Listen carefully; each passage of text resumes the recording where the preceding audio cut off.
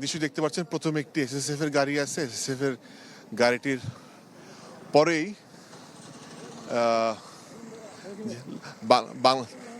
বাংলাদেশের পতাকা দিয়ে মোড়ানো লাশবাহী গাড়িটি একেবারে বেরিয়ে আসছে। আপনারা দেখেন, আমার সহকর্মী মুক্তার আপনাদেরকে একটু জুম করে দেখাতে চেষ্টা করছি। যদি এখানে তার কাটা আছে, তার কাটাটি ভেদ করে আসলে দেখানো বেশ কঠিন। তারপর আশা করি আপনারা দেখতে পাচ্ছেন।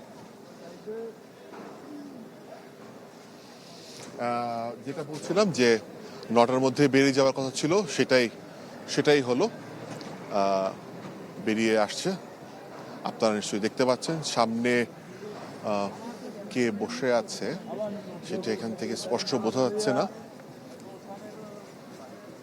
ডাক্তার এম জাহে বসে আছে, উনি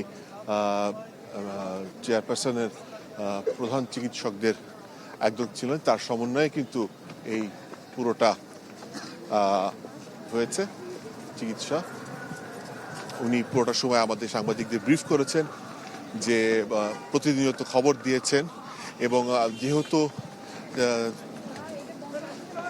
খালেদা জিয়ার গাড়ি বেরিয়ে আসছে মরদেহ নিয়ে, ফলে সাধারণ মানুষ কিন্তু গাড়ির সামনে যাওয়ার চেষ্টা করছে।